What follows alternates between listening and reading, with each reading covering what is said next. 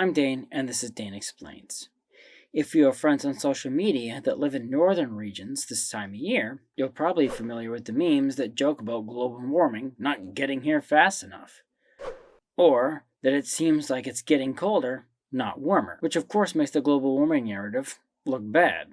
I mean, I live in New England, and I can tell you, it doesn't seem like we're having record high temperatures all the time, since, well, we're not. In fact, during the winter, it seems like we are getting more cold snaps, not fewer. Well, let me explain why.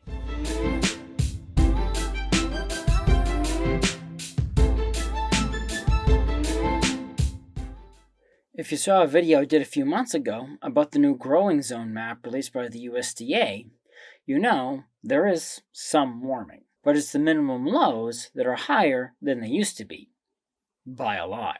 Even though people in the northern part of the northern hemisphere may have noticed there are more temperature swings than there used to be. To illustrate what I'm saying, take a look at this data chart for the temperatures in my yard over the last year. And no, this isn't a cherry-picked year. This year is very typical out of the last 10 years. Something you'll notice is the way the temperature swings between winter and summer. In the summer, it cools off at night and warms up during the day.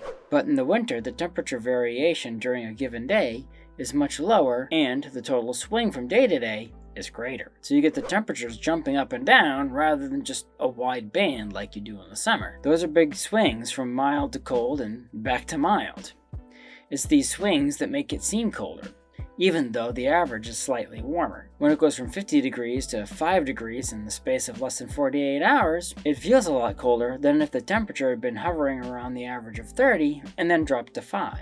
So, why don't we see that in the summer? And why was this less common in the past?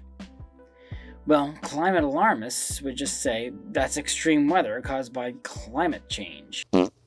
They don't like to use the phrase global warming anymore. At any rate, the reason is because the Earth isn't getting cooked evenly. The warming happens disproportionately at the poles. Well, the equator only warms a tiny bit. The poles warm a lot. Now, the poles are still cold, but not as cold as they used to be. I think most people watching this are probably aware of the jet streams, which are basically high-speed rivers of fast-moving air that circle the globe. They help keep regions of different temperatures separated. So, Jack Frost at the North Pole doesn't wander off, take a wrong turn, and suddenly find himself in Cancun. Now, Jack Frost may like that, but people vacationing in Cancun in the winter probably wouldn't be happy. If the jet stream is flowing very fast, it has a lot of momentum, and that acts as a stronger barrier for not only weather systems, but temperatures. One of the things that drives the speed of the jet stream is the temperature difference between the poles and the equator. The more extreme the temperature difference, the faster the jet stream flows. You can imagine it like a river flowing down to the ocean. Up in the mountains, where the incline is steep, the water flows fast and straight. However, once it gets out onto the plains, where the land slopes only gently, it widens out, slows down, and, most importantly, even small disturbances in the elevation cause the river to snake back and forth across the plains. Something very similar happens with the jet stream.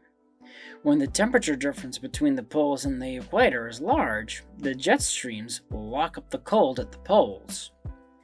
When the temperature difference is less extreme, the jet streams slow down and, as a consequence, start to snake back and forth.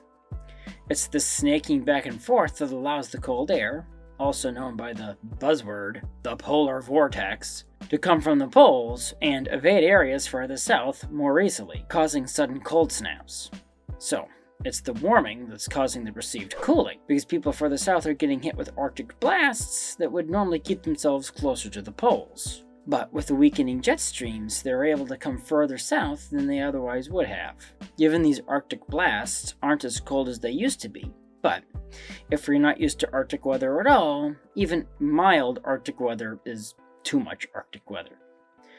As for why these kinds of cold snaps don't happen in the summer, you'd think the pole that's experiencing summer would be closer in temperature to the equator, which stays pretty much the same temp all year round. And didn't I just say that that's what causes the temperature swings in cold weather to begin with? Well, The increased heat of the summer forces the heat closer to the pole. Although the pole is warmer than it is during the winter, the warm air is also much closer to it. Going back to my mountains and stream analogy, the pole becomes more like a tall singular peak in a flat plain. So, even though the total elevation or temperature change is lower, the incline or steepness of the temperature change is greater, walling the cold up at the pole. So, sometimes warming means warming, and sometimes warming means cooling. I guess such contradictory statements is why climate scientists try to avoid the subject by just using the phrase climate change rather than global warming. Though, that and global warming will actually cause some places to get cooler. But that's a story for another video. Thank you for watching. If you like this video, please press the like button. Subscribe to my channel and ding the bell to get notified when I post new videos. Also, please support me on Patreon to get extra content and special perks. Link in the description. The more people support me, the more time I can dedicate to making videos like this one. So, until next time, have a great week.